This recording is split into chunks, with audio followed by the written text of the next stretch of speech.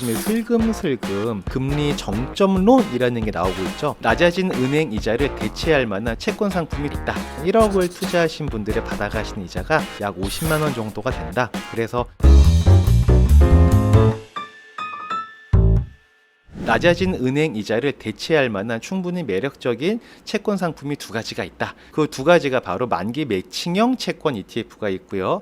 연 8%월 지급식 GPL 채권이 있는데, 자, 연 8%월 지급식 GPL 채권. 자, 이게 뭐냐? 자, 세상에는 여윳돈이 있으신 분이 있고 또 자금 조달을 희망하시는 분이 있습니다. 근데 이분이 서로 알고 지내는 사이여서 돈 빌려주고 이자 잘 받고 서로 이렇게 자금 조달하고 하면 좋은데, 서로 모르시니까 아무런 일이 일어나지 않는 거죠. 그래서 중간에 행센이 개입을 하는 겁니다. 저희는 여윳돈이 있으신 분도 알고 있고 자금 조달을 희망하시는 분도 알고 있기 때문에 저희가 중매를 서드리는 거죠.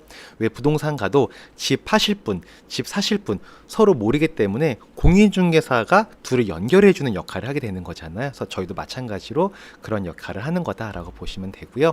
그래서 여윳돈이 있으신 분들은 저희가 운영하고 있는 합법적인 대부법인을 통해서 투자를 하시고 그 돈이 대출로 진행이 되고 원리금 상환이 이렇게 진행이 된다라고 보시면 됩니다.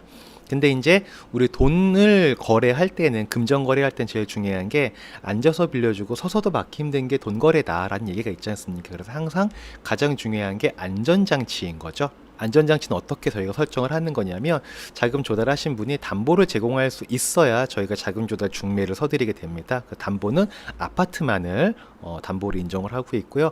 아파트를 저희가 근저당권을 설정을 하게 되고요. 왜 은행도 돈 빌려주고 나면 근저당권 설정하잖아요. 마찬가지로 저희도 근저당권 설정을 하게 되고, 투자자분들은 질권 설정이라는 걸 하게 됩니다.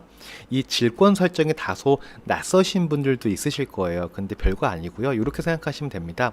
만약에 돈을 빌려가신 차주께서 돈 상환을 못 하실 수도 있잖아요. 그러면 당연히 근저당권자인 저희는 경매를 진행을 하게 되겠죠.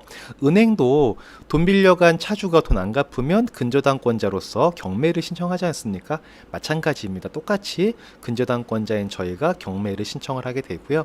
그럼 법원은 경매를 진행을 하게 되고 해당 담보물의 낙찰자가 나오게 됩니다. 그러면 그 낙찰자는 법원에 낙찰금을 입금을 하게 될 거고요.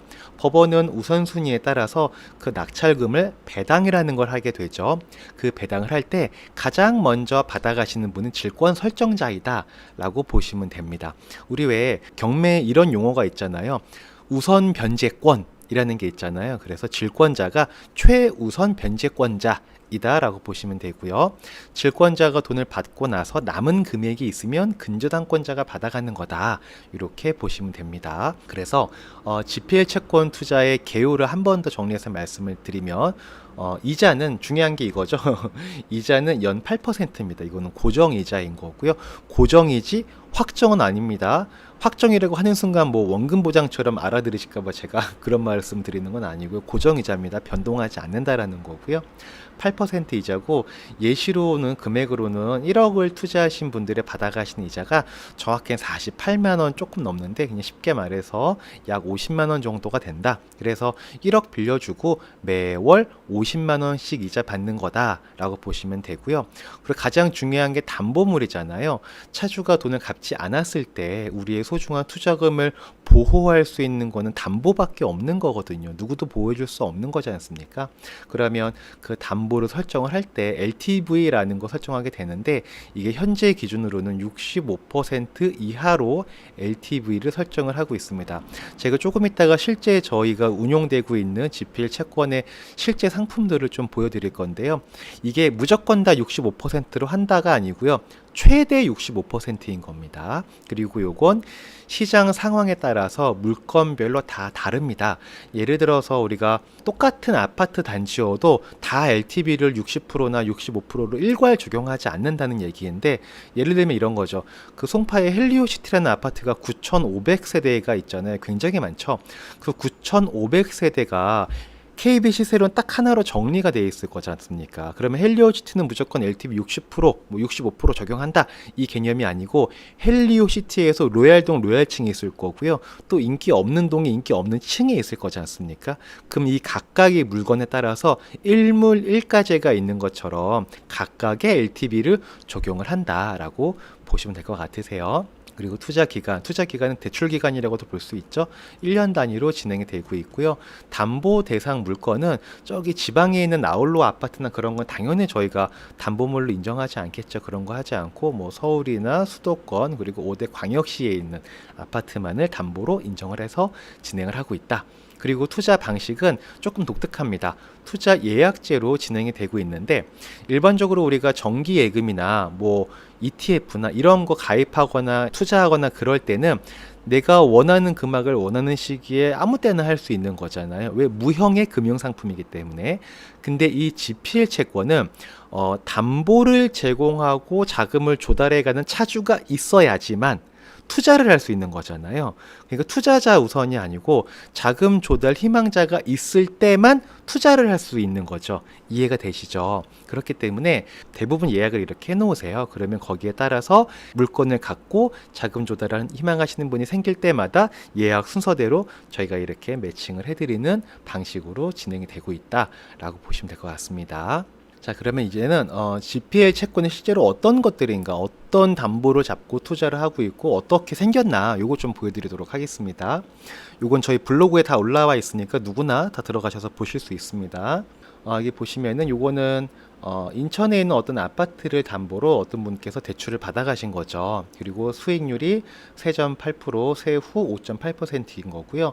이 아파트의 평균 매매가는 4억 4천 정도가 되는데 LTV 비율로 저희가 49%까지 대출이 나간 겁니다. 대출 받아가신 금액은 저희를 통해서 받아가신 금액은 3천만 원인데 선순위가 있었죠. 선순위가 있었고 요만큼 노란색 부분이 저희 투자자분들이 진행을 하신 겁니다. 그래서 파란 거랑 노란 거 합쳐서 총 LTV 비율이 49%입니다.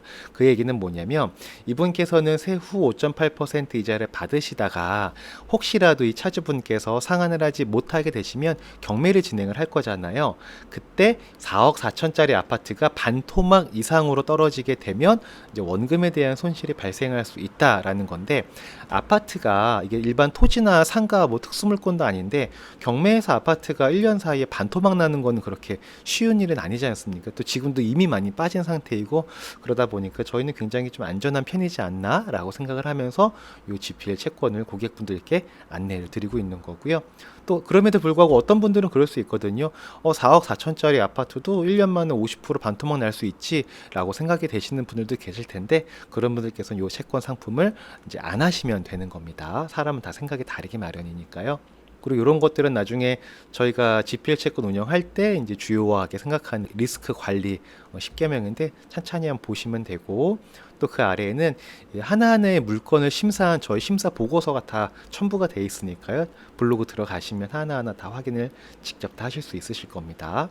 그리고 다른 상품 한 개 또 보면 요거 한번 봐볼까요? 요거 보면 요거는 인천에 있는 어떤 아파트를 또 이렇게 담보로 해서 대출이 나간 그런 채권 물건인데요.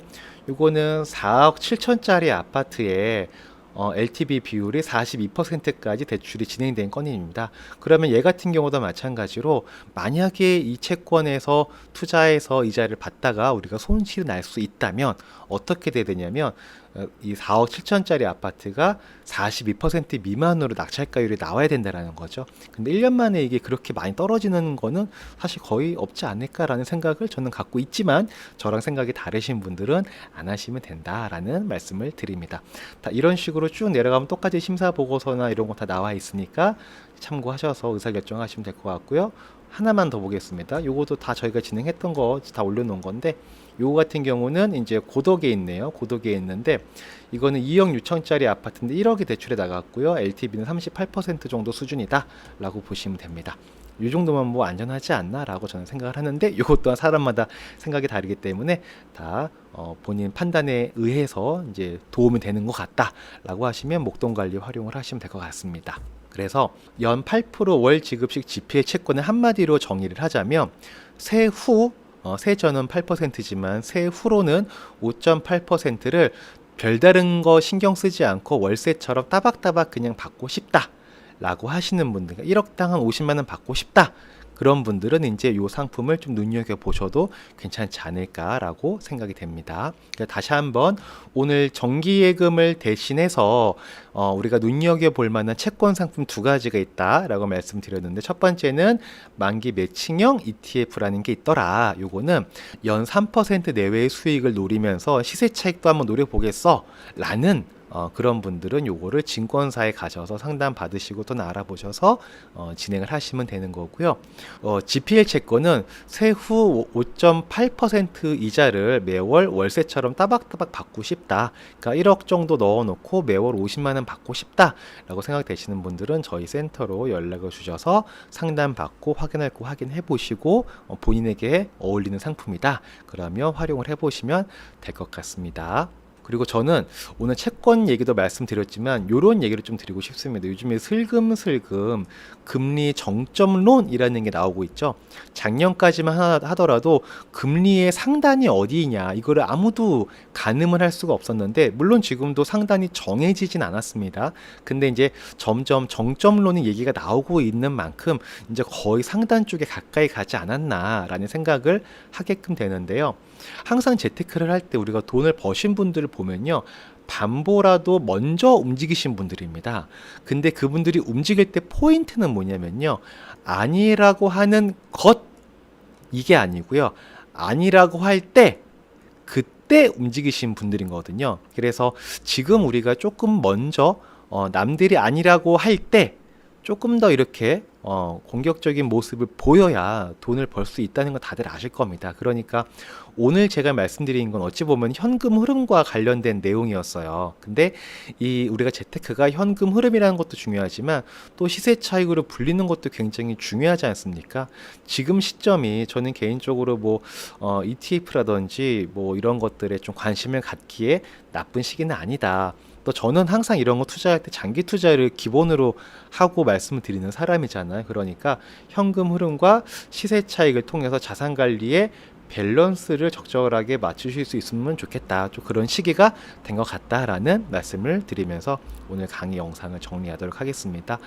그리고 항상 제가 말씀드리지만 아무리 쉬운 것도 누군가로부터 듣거나 배운 적이 없거나 내가 경험하지 않았다면 모를 수 있는 거거든요. 그래서 항상 우리는 배움이 되게 중요한 것 같습니다. 그리고 배운다는 건 새로운 문을 열어주는 황금 열쇠와 같은 역할을 하게 되는데, 여러분께서 열쇠를 만들어 나가시는 데에 제가 그리고 또 저희 행센이 조금이나마 도움이 될 수 있기를 바라면서 앞으로도 열심히 컨텐츠 한번 준비해 보도록 하겠습니다.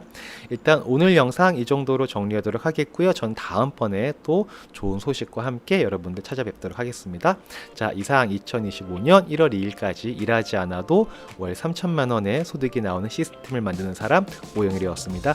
들어주셔서 감사하고요. 다음에 또 듣겠습니다. 들어가겠습니다. 안녕.